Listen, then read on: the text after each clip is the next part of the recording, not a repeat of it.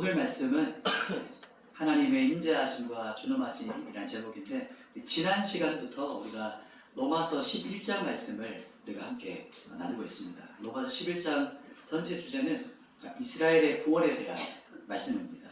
지난주 잠시 우리 청년부장 기억한다면 그 남은 자에 대해서 말씀 나눴거든요. 바알에게 무릎 꿇지 않은 하나님의 남은 자에 대해서 나눴습니다. 그런데 택함받지 못한 사람의 세 가지 특징이 있었습니다. 첫 번째가 그 혼미한 심령, 두 번째가 보지 못할 눈, 듣지 못할 귀, 이 세 가지 특징이 있었습니다. 그러면 유대인이 복음에 걸려 넘어져서 오히려 이방인인 우리에게 이 복음이 넘어왔죠. 그러면 이스라엘이 버림받았습니까? 이렇게 물었을 때 절대 아닙니다. 이렇게 사도 바울이 이야기했던 그 11장 말씀이 우리가 지난번에 나눴던 말씀입니다. 오늘 말씀의 제목은 하나님의 인자하심과 준엄하심입니다. 이 유대인과 이방인의 구원을 접붙임, 그래서 연합이라고 하는 이 접붙임에 대한 비유를 통해서 오늘 본문 말씀이 우리에게 말씀을 하고 있습니다. 우리 바로 본론으로 들어가서 오늘 말씀의 첫 번째 부분에 이제 참 감람나무 예수 그리스도께 접붙임 받은 이 돌감람나무 우리 이방인에 대해서 16절, 17절 같이 한번 두 절 말씀을 교독해서 한번 보겠습니다. 로마서 11장 16절, 17절 교독합니다. 제가 먼저 읽겠습니다. 제사는 처음 익은 곡식 가루가 거룩한즉 떡떡이도 그러하고 뿌리가 거룩한즉 가지도 그러하니라. 또한 가지 얼마나 꺾이었는데 돌 감람나무인 내가 그들 중에 접붙임이 되어 참 감람나무 뿌리에 진액을 함께 받는 자가 되었은즉. 아멘. 첫 번째가 참 감람나무 예수 그리스도께 접붙임, 연합된 이제 돌감람나무 이방인에 대한 겁니다. 우리 이방인을 여기서 보면 돌감람나무는 복음의 생명의 뿌리 되시는 예수 그리스도께 접붙여진 거죠. 이 말은 우리 이방인이 예수님께 연합되는 것, 우리가 예수님께 연합되어서 예수님 안에 있는 생명을 우리가 누리게 된 겁니다. 그럼 어떻게 우리가 뿌리 되신 예수님께 연합될 수 있을까요? 접붙임이 어떻게 가능할까요? 그것은 20절 말씀에 나오는데 예수님께 우리가 접붙여질 수 있는 유일한 방법은 믿음이다, 이렇게 말을 합니다. 성경에서 오직 믿음으로 생명의 복음 안으로 우리가 들어갈 수 있는 거죠. 접붙여질 수 있는, 이게 실제 나무 접붙이는 현장인데 가지를 딱 다른 온 가지 다 붙이는 거죠. 근데 생명은 밑에 있는 뿌리에서 올라옵니다. 우리가 예수 그리스도 안에 있는 그 생명의 진액을 받을 수 있는 그 방법은 바로 예수 그리스도를 믿는 것, 우리 안에 모셔드리는 것이다, 이렇게 성경을 말합니다. 그러니 자랑할 것이 있습니까? 없죠. 이렇게 성경이 말하고 사도 바울이 말하고 있는 겁니다. 왜냐하면 처음 시작부터 이 믿음 또한 누가 주신 거죠? 하나님께서 우리에게 선물로 주신 것이고, 이 모든 구원을 주님의 주권 안에서 이루어 가실 분이 하나님이시기 때문에 이 모든 것이 하나님의 은혜다, 자랑할 것이 없다, 이렇게 사도 바울이 말합니다. 또 사도 바울이 이제 믿음 안에서 접붙임 받는 겁니다. 그래서 사도 바울은 또 이렇게 말합니다. 이제 그 다음은 넘어갈 텐데 21절과 22절 말씀, 두 절 말씀인데 같이 한번 읽어보도록 하겠습니다. 21절, 22절입니다. 시작. 하나님이 모든 가지들도 아끼지 아니하셨은즉 또한 아끼지 아니하시리라. 그러므로 하나님의 인자하심과 준엄하심을 보라. 넘어지는 자들에게는 준엄하심이 있으니 너희가 만일 하나님의 인자하심에 머물러 있으면 그 인자가 너희에게 있으리라. 그렇지 않으면 너도 지키는 바 되리라. 아멘. 두 번째는 하나님의 인자하심과 준엄하심입니다. 오늘 핵심적으로 계속 바라보고자 하는 것이 이 부분입니다. 하나님의 이 두 성품에 대한 부분인데요. 유대인이 원가지에서 꺾인 이유는 구원을 어떻게 이루려고 했던 거죠? 구원을 자기의 열심, 또 노력, 행위, 이 모든 것들을 가지고 행하려고 했던 것이죠. 구원을 얻어내려고 했던 겁니다. 그러니 우리에게 말합니다. 너희 원가지가 아닌 너희 이방인들도 두려워하며 겸손해라, 이렇게 성경이 우리에게 말을 합니다. 여기서 이 두 성품이 나오는데요. 하나님의 두 성품이 나오는데 첫 번째는 인자하심, 그리고 바로 나오는 부분이 이 어미하심이라고 말합니다. 어미하심, 준엄하심이죠. 인자하심은 은혜와 자비, 그리고 하나님의 그 긍휼과 사랑을 강조하는 성품입니다. 하나님 안에 있는 그 사랑. 그렇다면 두 번째 나오는 하나님의 준엄하심은 하나님 안에 있는 그 엄격하심, 또 엄위하심, 하나님께서 특별히 심판하시는 것에 대한 성품에 대해서 강조할 때 이 두 가지 성품을 말합니다. 지금 이제 심판하시고 형벌하시고 또 하나님께서 엄격하시고 준엄하신 또 두려워하신 하나님에 대한 이런 성품과 속성을 말하면 불편하죠. 그런 어떤 시대에 우리가 살아가고 있습니다. C.S. 루이스라는 분 잘 아실 텐데 C.S. 루이스가 피고인의 하나님이라는 책에서 이렇게 그러니까 현대 세상에 대해서 이렇게 말을 합니다. 뭐라고 말하냐면 들어보십시오. 고대인은 하나님께 나아가되 마치 피고인이 재판자에게 나아가듯 그렇게 갔습니다. 하지만 현대인에게는 그 역할이 바뀌었습니다. 오히려 그가 심판자이며 하나님은 피고석에 앉아 계십니다. 중요한 점은 사람이 재판석에 있고 하나님은 피고석에 앉아 계시다는 점입니다. C.S. 루이스가 이제 피고인의 하나님이라는 책에서 한 이야기인데 예전 어르신들은 죄인에 대한 어떤 의식들이 있었습니다. 어떤 인식이 있으셨죠. 그래서 하나님을 모르는 분도 야 그러면 그러다가 천벌받아 이런 어떤 말들을 시골에서도 많이 하시고 어른들 많이 하시죠. 그러나 현대는 좀 다르죠.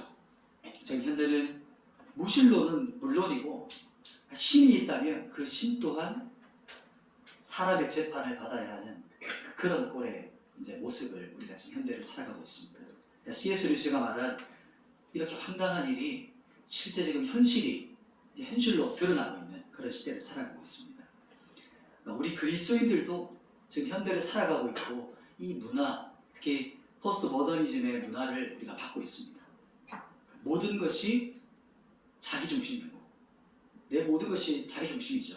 그리고 모든 것이 나를 중심으로, 자기를 중심으로 돌아가는 것이 이 시대의 또 사상이고 문화입니다. 하나님조차 말이죠.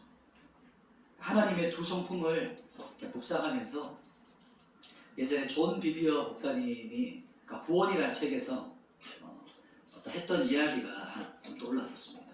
그때 했던 이야기가 어떤 이야기였냐면 징역형을 받고 이제 미국에서 아주 유명한 전도자이셨는데 징역형을 받고 감옥에 갇혀 있는 그분에게 가서 인터뷰를 한 내용이었습니다. 그래서 인터뷰했던 그 질문들이 궁금한 것을 질문을 합니다. 이제 그 내용 중에 한 가지 부분이 이런 거였습니다. 예수님께 사랑이 식은 것이 언제입니까? 이렇게 질문을 하거든요. 그랬더니 질문에 주저없이 사랑은 식지 않았습니다. 이렇게 그분이 대답을 하는 겁니다. 너무 놀라가지고 이 인터뷰하시는 분이 다시 물었던 겁니다. 그러면 이 범죄 행위는 다 뭡니까? 이렇게 조금 화가 난 마음을 가지고 막 물으셨거든요. 너무 이제 그런 마음이 일어났던 거죠. 그런데 그때 그분의 대답이 바로 이런 대답이었습니다. 나는 그동안 늘 예수님을 사랑했으나 다만 그분이 내 삶의 최고 권위가 아니었습니다. 즉 그는 하나님을 두려워하지 않았다. 미국의 나와 같은 그리스도인들이 얼마나 많은지 모릅니다. 그들은 예수님을 구주라고 부르고 그분을 사랑하지만 최고의 주인으로 두려워하지는 않습니다. 이 부분이 이제 인터뷰 내용이었습니다. 범죄 행위로 넘어진 결정적인 이유가 바로 하나님의 사랑, 하나님의 인자하신 성품만 마음에 있었던 겁니다. 하나님의 사랑받는 자, 또 하나님의 사랑, 그것만 강조하다가 넘어진 거죠. 하나님의 어미하심, 하나님의 준엄하심, 또 하나님의 그 거룩하심과 그 하나님의 그 성품에 대해서는 그 마음에 없었던 거죠. 하나님을 두려워하고 경외함이 없는 그 결과였던 겁니다. 그렇다면 하나님의 이 두 가지 성품, 이 두 성품을 어떻게 균형 있게 우리의 삶에 간직할 수 있을까요? 하나님의 인자하심 50%, 하나님의 준엄하심 50% 이렇게 균형을 이루면 되는 걸까요? 마지막 질문에 대해서 오늘 본문을 통해서 조금 더 함께 그 답을 찾아가 보도록 하겠습니다. 우리 20절 말씀을 함께 또 볼 텐데 우리 본문의 11장 20절 말씀을 같이 한번 읽겠습니다. 시작. 옳도다 그들은 믿지 아니함으로 꺾이고 너는 믿음으로 섰느니라. 높은 마음을 품지 말고 도리어 두려워하라. 아멘. 세 번째, 도리어 두려워하라. 하나님의 딜레마에 대해서 마지막 대적으로 좀 나누고자 합니다. 20절에 말하죠. 너희가 구원받았다고 높은 마음을 품지 말고 도리어 두려워하고 하나님을 경외하는 마음을 가져라. 이렇게 우리에게 말합니다. 그럼 어떻게 하나님의 준엄하심과 또 인자하심을 둘 다 우리 마음에 간직할 수 있을까요? 그 실마리가 조금 더 내려오시면 22절에 이제 나옵니다. 22절 말씀을 같이 한번 읽어보도록 하겠습니다. 22절 시작. 그러므로 하나님의 인자하심과 준엄하심을 보라. 넘어지는 자들에게는 준엄하심이 있으니 너희가 만일 하나님의 인자하심에 머물러 있으면 그 인자가 너희에게 있으리라. 그렇지 않으면 너도 찍히는 바 되리라. 아멘. 여기서 보면 이렇게 말하죠. 하나님의 인자하심에 머물러라 이렇게 말합니다. 하나님의 준엄하심에 머물러라 이렇게 말하지 않고 왜 하나님의 준엄하심에 머물러 있으라라고 하지 않을까요? 왜 그럴까요? 하나님의 준엄하심, 심판, 공의, 하나님의 거룩하심, 이것은 우리를 어디에 머물도록 이끌어갈까요? 조금 더 생각해 보십시오. 하나님의 준엄하신 심판은 우리가 어디를 향하게 만들까요? 어디에 머물기를 갈망하고 소원하게 할까요? 그 부분이 바로 하나님의 인자하심과 긍휼과 자비, 하나님의 긍휼입니다. 이 말이 어떤 말이냐면 하나님의 인자하심과 긍휼과 은혜의 자비 안으로 우리가 들어가도록 이끄는 성품이 바로 하나님의 준엄하신 성품입니다. 하나님의 진노의 심판이 없어요. 그러면 은혜와 구원이 무슨 소용이 있습니까? 이런 얘기죠. 내가 죄인이 아니에요. 나는 죄를 지은 적이 없어요. 난 죄인이 아닌데 용서의 복음이 들려지지 않죠. 의미가 없죠. 하늘에서 지금 핵이 떨어진다고 나와요. 지금 핵이 떨어져요. 그러면 사람들이 어디를 향해 달려가게 될까요? 나를 구원해줄 나의 피난처가 되는 지하 벙커와 방공을 향해서 막 달려가게 되겠죠. 그런 것처럼 하나님의 그 준엄하심의 심판이 우리를 어디를 향하게 만든다는 거죠. 하나님의 인자하심, 하나님의 그 사랑과 긍휼과 은혜를 향해 가게 만든다. 이런 말씀을 하고 있는 겁니다. 그러면 어떻게 하나님께서 죄인을 심판하시면서 동시에 하나님의 인자하심이 나타날 수 있을까요? 하나님의 인자하심과 이 하나님의 어미하심이 이 동시에 만족이 될 수가 있을까요? 이것이 하나님의 딜레마입니다. 하나님 안에 있는 이 성품 두 가지. 거룩하신 하나님은 반드시 죄를 심판해야 되죠. 긍휼의 하나님은 죄인을 어떻게 하죠? 사랑하시죠. 이 성품 말입니다. 이 두 성품이 완벽히 조화를 낼 수 있습니다. 하나님께서 심판하시고 하나님의 이 준엄하심과 함께 하나님의 인자하심이 성취되는 것. 어떻게 가능합니까? 그것을 성취하신 분이 바로 예수 그리스도십니다. 아멘. 두 가지가 정반대로 보이잖아요. 정반대로 보이는 성품인데 어떻게 성취가 되었을까요? 야고보 사도가 하나님의 이 대조되는 성품을 우리에게 이렇게 우리에게 말합니다. 우리 함께 한번 읽어보도록 하겠습니다. 야고보서 2장 13절 말씀을 같이 한번 읽겠습니다. 시작. 긍휼을 행하지 아니하는 자에게는 긍휼 없는 심판이 있으리라. 긍휼은 심판을 이기고 자랑하느니라. 아멘. 긍휼은 심판을 이기고 자랑하느니라. 이렇게 말합니다. 하나님의 긍휼은 심판을 이기고 자랑하고 있습니다. 이렇게 야고보 사도가 말합니다. 하나님의 긍휼이 심판을 이기셨다. 이렇게 말하는 것이죠. 먼저 하나님의 준엄하심을 한번 생각해 보십시오. 예수님께서 십자가에 달리시기 전에 겟세마네 동산에서 땀이 피가 되도록 기도하셨죠. 얼마나 고통스럽게 기도하셨던지 성경 기자는 땀이 나는데 그게 피처럼 흘렀다. 이렇게 말을 합니다. 그때 기도했던 것이 이런 기도였습니다. 이 잔을 내게서 지나가게 해주십시오. 아버지, 이 잔을 지나가게 해달라 이렇게 기도합니다. 여기서 예수님께서 말씀하신 이 잔이 뭘까요? 예수님께서 말씀하신 이 잔. 그러나 또 말씀하시죠. 내 원대로 마시옵고 아버지의 원대로 되기를 합니다. 이 치열한 기도를 예수님은 3번이나 하십니다. 그리고 이 3번이나 했던 기도를 보면서 예수님의 죽음 앞에서 두려워하는 모습을 우리가 느낄 수 있고 볼 수 있는 거죠. 예수님께서 말씀하신 이 잔이 뭐죠? 십자가의 형벌이 주는 어떤 육체적인 고통이 아닙니다.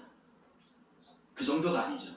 예수님께서 지나가게 해달라고 강구했던 그 잔은 죄를 심판하시는 하나님의 진노의 잔입니다. 그러니까 죄를 심판하시는 하나님의 진노에 대한 이 두려움을 말씀하고 있습니다. 그러니까 죄가 되어서 하나님께 단절되는 것, 하나님께 버림받는 것에 대한 두려움입니다. 혹시 버림받아 본 적 있으십니까? 버림당해 본 적. 예수님은 단 한 번도 하나님과 끊어져 본 적이 없으신 분이에요. 하나님과 영원토록 함께 연합되셨던 분이신데, 그런데 지금 십자가에 달리실 때 어떤 일이 벌어지죠? 예수님께서 하나님께 버림당하십니다. 십자가 현장으로 한번 가보시면 이런 겁니다. 인류의 모든 죄가 예수님께서 십자가에 달리실 때 그 십자가에 달리신 예수님만으로 그 모든 죄가 다 전가되는 거죠. 그래서 그때 죄를 알지도 못하신 그 예수님이 완전히 죄가 되십니다. 죄가 된 예수님을 하나님께서 어떻게 하시죠? 하나님께서 완전히 진멸하십니다. 죄의 하나의 남김도 없이 하나님께서 모든 진노의 잔을 예수님께서 쏟아 부으시고 그를 완전히 진멸하시고 심판하십니다. 예수님께서 모든 죄를 짊어지시고 십자가에 죽으심으로 하나님의 진노가 어떻게 됐죠? 만족이 되신 거죠. 하나님의 그 어미하심이 만족되십니다. 그런데 똑같은 그 현장에서 어떤 성품이 또 만족되셨죠? 죽음을 이기기까지 자신의 자식을 향한 독생자를 주기까지 우리를 어떻게 하셨죠? 사랑하시는 그분의 성품이 십자가에서 성취되는 겁니다. 완성이 되는 겁니다. 그래서 이 두 가지가 십자가 그 현장에서 하나님께서 하나의 죄도 남김없이 심판하시는 어미하심이 준엄하시는 심판이 100% 성취되셨고, 동일한 그 현장에서 죄인을 진멸하시고 심판하시며, 그러나 하나님께서 죄인을 사랑하시는 그 긍휼, 하나님의 긍휼과 사랑이 그 십자가에서 완전히 성취되시는 겁니다. 그래서 예수 그리스도 안에서 이 두 가지가 완전히 성취된 거죠. 그래서 야고보 사도는 뭐라고 말하냐면 하나님의 긍휼이 심판을 이기셨습니다. 이렇게 말합니다. 이것이 우리에게 복음입니다. 하나님의 긍휼이 심판을 이기셨습니다. 이렇게 말합니다. 그리고 하나님께서 죄가 없으신 예수님을 십자가에서 죽이시고 다시 부활에 살리십니다. 그리고 온 열방에 선포하시는 거죠. 이가 바로 하나님이다. 이가 바로 거룩한 나의 자녀, 나의 아들이다. 이렇게 선포하시는 것이고, 우리가 그 십자가에서 예수님과 함께 죽고 예수와 함께 부활한, 예수의 부활에 참여한 자가 바로 우리입니다. 아멘. 이것이 바로 주님이 긍휼을 심판을 이기신 것, 주님의 긍휼이 심판을 이기신 사건입니다. 이번에 우리 중고등부 주제가 하나님의 긍휼이잖아요. 하나님의 구원전에 하나님의 깊은 그 성품, 하나님 안에 있는 그 열정, 그것이 바로 하나님의 긍휼입니다. 그 자녀를 향한 그 사랑, 진멸해야 되는데 진멸할 수 없는 그 하나님의 그 사랑의 그 깊은 뿌리가 바로 긍휼이거든요. 그래서 긍휼이 심판을 이기고 자랑하셨다, 이렇게 성경이 말합니다. 그래서 지금도 우리가 달려갈 곳이 바로 여기입니다. 이 십자가입니다. 우리의 피난처가 되고 우리의 견고한 반석이 되는 것. 그래서 소망과 생명의 근원 되신 예수님, 우리의 모든 죄의 진노를 담당하시고 처리하시고 만족시키신 그곳에 우리가 지금도 그곳에 머물기를 갈망합니다. 하나님은 여전히 지금도 거룩하신 하나님인데 그 거룩하신 하나님께 나아갈 수 없잖아요. 그럼 우리가 바라볼 것이 바로 십자가입니다. 그곳에서 우리가 완전히 받아들여짐 됐고, 완전히 속죄함을 받았고, 완전히 깨끗해졌고 씻겨졌고, 우리 안에 있는 모든 죄가 깨끗하게 씻겨지는 그 자리, 용서받는 그 자리, 속죄의 자리, 또 긍휼의 자리가 바로 십자가입니다. 그래서 모든 죄의 진노를 담당하시고 처리하시고 만족시키신 그곳에 머물러서 주님을 바라보기 원합니다. 그것이 바로 인자하심에 머물러 있으라 이렇게 말하는 그 부분입니다. 우리 본문 말씀 22절을 한 번 더 보시고 우리 말씀을 정리하겠습니다. 로마서 11장 22절 말씀을 같이 읽겠습니다. 시작. 그러므로 하나님의 인자하심과 준엄하심을 보라. 넘어지는 자들에게는 준엄하심이 있으니 너희가 만일 하나님의 인자하심에 머물러 있으면 그 인자가 너희에게 있으리라. 그렇지 않으면 너희도 찢기는 바 되리라. 아멘. 말씀을 정리하겠습니다. 첫 번째는 참 감람나무 예수 그리스도께 우리가 접붙여진 거죠. 이게 연합입니다. 탁 붙어서 예수 그리스도 안에 있는 생명이 우리 안에 이제 진액처럼 들어오는 것. 이것은 유일한 방법이 바로 믿음입니다.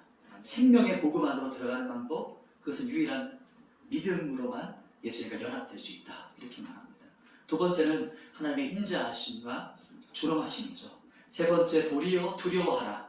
하나님의 딜레마, 하나님 안에 있는 죄인을 심판하셔야 하는데 죄인을 사랑하시는 그 안에 있는 그 긍휼의 성품, 인자하심. 그것 때문에 우리를 어디로 향하게 만듭니까? 하나님의 준엄하심의 심판을 보면서 우리가 하나님의 인자하심으로 더 가까이 나가게 만들죠. 하나님의 거룩하신 성품을 우리가 묵상하고 바라볼 때마다 하나님의 그 인자하심과 하나님의 사랑과 은혜를 간절히 갈구하게 됩니다. 그래서 하나님의 긍휼이 심판을 이기고 자라난다 이렇게 말합니다. 예수님께서 모든 죄를 짊어지셨고 십자가에서 예수님께서 십자가에서 하나님의 만족을 이루셨다. 이 두 가지다. 준엄하심, 인자하심이 100% 만족된 자리, 그 자리가 바로 십자가입니다. 그래서 주님이 그 긍휼로 심판을 이기셨다. 이렇게 우리에게 말을 하고 있습니다. 우리 함께 찬양하며 주님께 나아갈 텐데